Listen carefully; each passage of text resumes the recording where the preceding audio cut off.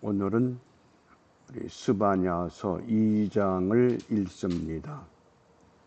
묵상의 주제가 수치를 모르는 백성, 수치를 모르는 백성. 우선 그 2장의 내용을 잠시 소개합니다. 1절부터 3절 말씀은 하나님의 진노가 임하기 전에, 심판이 임하기 전에 회개하라고 권면합니다. 그 후에 4절부터 7절까지는 유대 나라의 이웃 나라들, 블레셋도 하나님의 심판을 받게 될 것이다. 또 8절과 11절에서는 모압과 암몬, 너희들도 하나님의 나라를 돕지 않았기 때문에, 유다를 돕지 않았기 때문에 심판을 받게 된다. 또 12절부터 17절 구스, 에디오피아라고 그러죠. 구스와 아수르, 아수르는 어느 나라입니까? 북왕국 이스라엘을 무너뜨린 나라. 그들도 결국은 하나님의 심판을 받게 된다. 이 말씀입니다. 오늘 묵상의 주제가 있는 우리 1절 말씀을 함께 읽습니다. 수치를 모르는 백성아, 모일지어다, 모일지어다. 아멘. 여기 수치를 모르는 백성. 우리가 나이가 든다고 하는 것이 어떤 의미냐? 나이가 들수록 사람들이 부끄러움을 모릅니다. 젊은 사람들은 용변을 보고 얼른 옷을 추려입고 나오는데, 어른들을 가만 그 행동을 보면 옷 다 추스리지 않고 그냥 막 나옵니다. 그 왜 그런 줄 아셔요? 수치를 잃어버리기 때문에 그런 겁니다. 나이가 든다고 하는 것이 뭐 얼굴에 주름살이 있고 뭐 노쇠하는 그게 아니라 수치를 잃어버립니다. 하나님 앞에 수치를 모릅니다. 그 수치를 모르는 백성, 한마디로 말하면 하나님을 찾지도 않고 영적인 감각이 무뎌진 백성들, 그들을 말합니다. 그리고 여기 모이라, 모인다고 하는 의미를 성서학자들은 세 가지로 설명을 하는데, 찾아본다, 굴복한다, 모인다. 문맥에서 가장 바람직한 해석은 모인다, 이런 뜻입니다. 수치를 모르는 백성들이 다 모여라. 그럼 모여서 어떻게 해야 되느냐? 너희들이 빨리 회개하라, 그 뜻입니다. 그런 경험 있으셔요? 학생 때에 학교 방침이 지각하지 말자, 결석하지 말자. 그래서 모든 학년들에게 경쟁을 시킵니다. 그런데 꼭 그런 주간이 되면 지각생도 있고 결석생이 있습니다. 그러면은 학교 회의 때에 담임 선생님이 결석한 사람은 오지도 않았잖아요. 지각한 사람은 아직 도착 안 했잖아요. 그런데 그냥 막 훈계합니다. 참 이상하죠? 결석한 사람은 듣지도 못하는데, 그 왜 그런 줄 아셔요? 그게 한문자에 보면 그 주막 가편 이런 사자성어가 있어요. 달리는 말에 채찍질을 한다. 아예 달리지 않고 결석해버리면 그런 얘기 들을 자격도 없다는 거예요. 하나님이 선지자를 통해서 말씀하시는 것을 들을 수 있는 기회가 있을 때 빨리 잘 들어라. 그래서 수치를 모르는 백성아, 모일지어다, 모일지어다 그랬거든요. 그러면 이 수치를 모르는 백성, 이런 사람들을 오늘 우리가 어떻게 이해를 하고 나는 어떤 사람인가를 먼저 우리 자신들을 하나님 말씀의 거울 앞에 세워야 합니다. 그래서 인간이란 누구냐? 이 아침 시간에 과연 나는 어떤 인간인가? 나를 정확히 이해하기 위해서 독일의 신학자 몰트만은 네 가지 과정을 설명을 합니다. 첫 번째, 나하고 동물하고 비교해봐라. 우리가 동물하고 비교할 때에 개만도 못한 사람, 그런 얘기 하죠.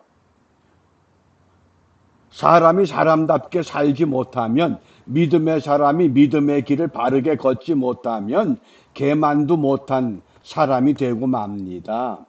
그래서 동물과 비교해봐라. 그 다음에 두 번째가, 그러면 내가 동물보단 조금 낫다고 생각되면 다른 사람과 한번 비교해봐라. 내 또래의 사람들, 나와 같은 시대를 살고 있는 사람들, 같은 환경에 있는 사람들, 그들과 비교해 보면서 나는 어떤 모습인가?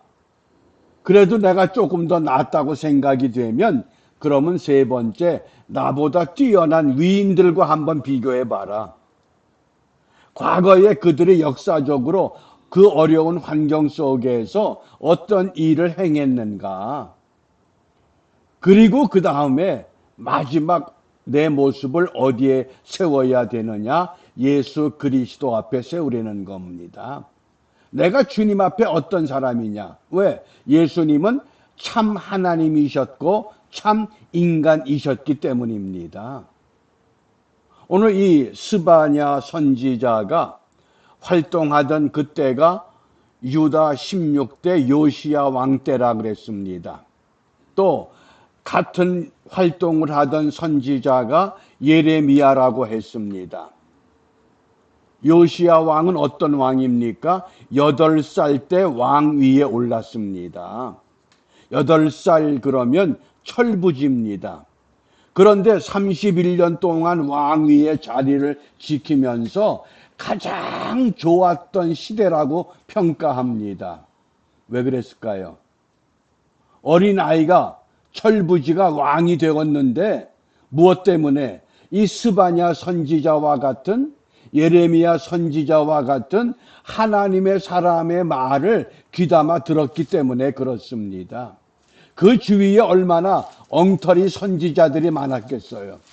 그런데 내가 누구의 소리를, 누구의 음성을 들어야 되느냐? 그것이 요시야 왕의 모습이었습니다. 그러니까 하나님께서 그 어린 나이에 왕 위에 올랐던 요시야를 아주 귀하고 아름답게 세워주신 겁니다. 우리도 마찬가지입니다. 누구의 소리를 들어야 되느냐? 누구의 음성을 들어야 되느냐? 어떤 음성이 먼저 들립니까? 밥 먹어라? 나가 놀자? 어디 맛있는 음식점 개업했다? 그런 소리가 먼저 들리면 우리는 영적 생활에 실패할 수밖에 없습니다. 왜 하루를 시작하는 이 첫 시간에 분주해 죽겠는데 먼저 일어나서 하나님의 말씀을 나누느냐? 우리가 하나님의 음성을 바르게 듣고 그 말씀에 순종하여 우리 자신들이 참 하나님, 참 인간이신 그 주님 앞에 우리를 세워보기 위한 신앙의 싸움인 줄 압니다. 이런 싸움을 어떻게 해야 됩니까? 시편 49편 20절 말씀에 존귀에 처하나 깨닫지 못하는 사람은 멸망하는 짐승 같도다. 사람은 하나님의 형상대로 지음 받았기 때문에 모든 피조물 가운데서 가장 월등한 존재입니다. 그런데 그 월등한 존재로 우리가 지음을 받았지만은 반드시 거기에 하나님으로부터 깨닫는 믿음이 없으면 결국은 뭡니까? 개만도 못하다 그러는 겁니다. 멸망하는 짐승 같다. 세번역에서는 사람이 제 아무리 위대하다 해도 죽음을 피할 수는 없으니 미련한 짐승과 같다 그랬습니다. 어떻습니까? 깨닫는 마음이 있습니까? 보는 눈이 있습니까? 열린 귀가 있습니까? 모든 사람들이 귀가 있고 눈이 있습니다. 그럼에도 계속 성경은 귀 있는 자는 성령이 교회들에게 하시는 말씀을 들을지어다. 들을 수 있는 귀가 있는가? 볼 수 있는 눈이 있는가? 깨닫는 마음이 있는가? 그러므로 먼저 유다 나라에 대해서 너희들이 하나님을 떠나면 내가 너희를 진멸시켜 너희를 멸절시킬 것이야. 1장에서 그렇게 강조했습니다. 그리고 2장을 시작하면서 수치를 모르는 백성아 좀 모여봐라. 모여서 다시 한번 하나님의 음성을 들어보자. 그렇게 격려하시고 권고하신 겁니다. 어떻게? 2절입니다. 우리 2절 말씀을 함께 읽습니다. 명령이 시행되기 전, 광음이 겨같이 날아 지나가기 전, 여호와의 진노가 너희에게 임하기 전, 여호와의 분노의 날이 너희에게 이르기 전에 그리할지어다. 하나님의 분노의 날, 하나님의 진노의 심판의 채찍이 내려쳐지기 전에 수치를 모르는 백성들아 좀 모여라. 모여서 하나님이 우리에게 무엇을 원하는지를 좀 들어라. 좀 깨달아라. 이렇게 선지자를 통해서 권면합니다. 그러니까 요시야 왕은 8살이라고 하는 어린 나이에 왕위에 올랐지만 철부지 어린 아이 같지만 들을 수 있는 귀가 있습니다. 아, 참 선지자의 말을 들어야 되겠구나. 스바냐의 말을 듣습니다. 예레미야의 말을 듣습니다. 그러다가 대제사장으로부터 성전을 수리하게 합니다. 그런데 대제사장이 성전을 수리하는 과정에서 하나님의 율법의 말씀을 발견했습니다. 제사장이 요시야 왕 앞에서 그 율법의 말씀을 읽어줄 때에 깨닫기 시작합니다. 그 왕이 자기 옷을 찢으면서 내가 말씀대로 행하지 못했구나. 그리고 옷을 찢으면서 회개합니다. 그리고 여선지자 훌다를 찾아가서 우리가 어떻게 하면 좋겠습니까? 이 백성들이 어떻게 하면 좋겠습니까? 그리고 하나님 앞에 무릎을 꿇습니다. 그 모습이 3절입니다. 우리 3절 말씀 다시 한번 함께 읽습니다. 여호와의 규례를 지키는 세상의 모든 겸손한 자들아, 너희는 여호와를 찾으며 공의와 겸손을 구하라. 너희가 혹시 여호와의 분노의 날에 숨김을 얻으리라. 여기 숨김을 얻는다, 보호를 받는다. 스바냐 선지자 이름의 뜻이 무엇이라고 소개했습니까? 여호와께서 숨겨주신다, 보호하신다, 감추어 주신다. 하나님의 분노의 날에 하나님이 나를 숨겨 보호해 주실 만한 믿음의 삶을 결단하고 있는가? 그렇지 못하면 우리 주님께서 어떻게 경고하셨습니까? 산아 나를 가리워라, 바위야 나를 가리워라. 그래도 숨을 곳이 없다고 깨우치셨습니다. 어떡하라고 말씀합니까? 너희는 여호와를 찾으라. 카다시. 하나님만 찾자는 겁니다. 돈이 부족합니까? 돈을 찾지 말고 먼저 여호와를 찾으라 말씀합니다. 무엇이 부족합니까? 무엇이 없습니까?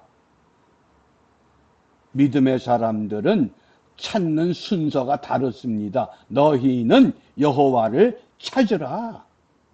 그리고 두 번째, 공의와 겸손을 구하라.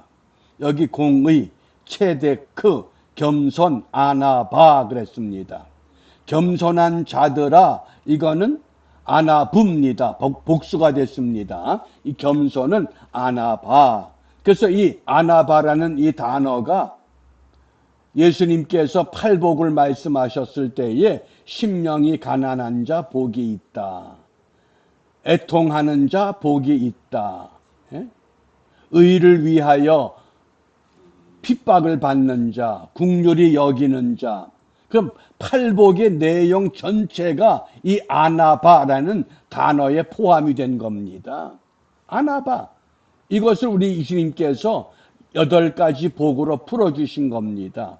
겸손을 구하라. 그러면 너희가 혹시 여호와의 분노의 날에 숨김을 얻으리라, 보호를 받을 수 있다고 약속하셨습니다. 이러한 기회를 주신 겁니다. 우리가 하나님께로부터 하나님의 음성을 들을 수 있는 기회가 무한한 기회가 아닙니다. 여기 보면 여호와의 규례를 지키는 자들아 세상의 그랬죠.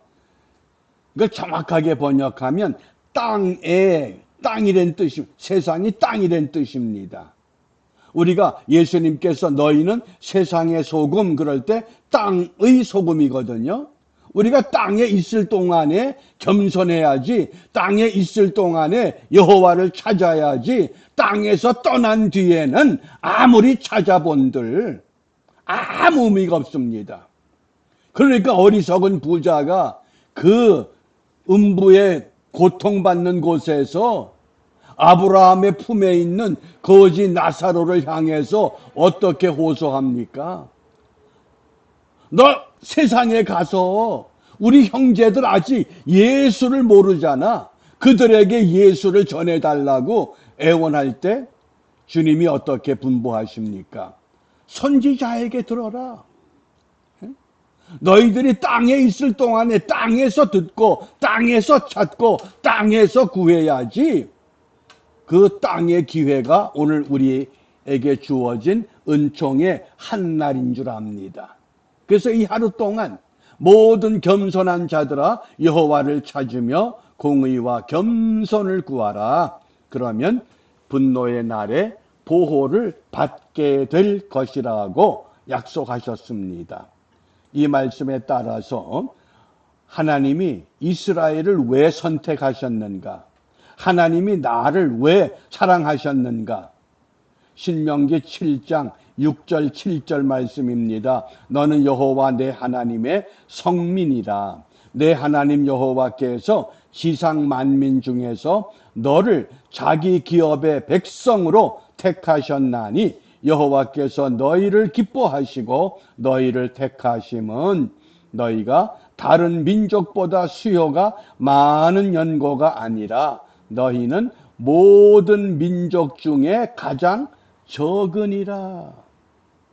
가장 보잘것없는 나를 그 놀라운 하나님의 사랑으로 택해 주셔서 하나님의 백성으로 살아가게 하신 그 은총, 우리가 오늘 그 은총을 힘입고 이 하루가 여호와를 찾고 공의와 겸손을 구함으로 하나님의 분노의 날에 감추임을 받을 수 있고 보호를 받을 수 있고 하나님의 품에 안길 수 있는 믿음의 삶을 결단하며 무엇을 기도하느냐? 전도서 7장 5절 말씀에 사람이 지혜자의 책망을 듣는 것이 우매자의 노래를 듣는 것보다 나으니라. 지혜자의 책망. 거짓 선지자들이 외치는 그런 소리가 아니라 지혜자의 책망. 그래서 오늘 우리 기도는 주의 말씀을 바르게 듣게 하옵소서. 하나님의 말씀을 바르게 듣는 우리가 듣는 귀, 보는 눈, 깨닫는 마음, 우리가 이것을 회복해서 이 하루 동안 믿음으로 영적 싸움에 승리하는 우리 모두가 되시기를 주님의 이름으로 축복합니다. 기도하겠습니다. 은혜로우신 아버지 감사합니다. 주일을 보내고 한 주간을 시작하는 첫날 첫 시간 먼저 주님 앞에 무릎을 꿇고 주님의 도움을 구합니다. 아직도 열려지지 못한 귀 열어주시고 보지 못하는 눈 열어주셔서 깨닫는 마음을 갖고 나를 사랑하시고 선택하시고 나를 위해서 희생하신 주님의 그 놀랍고 귀한 사랑을 의지하며 믿음으로 승리하는 하나님의 백성의 삶을 이 땅에서 바르게 펼쳐나가는 은혜의 하루가 되도록 인도하여 주시옵소서. 예수님 이름으로 기도합니다. 아멘.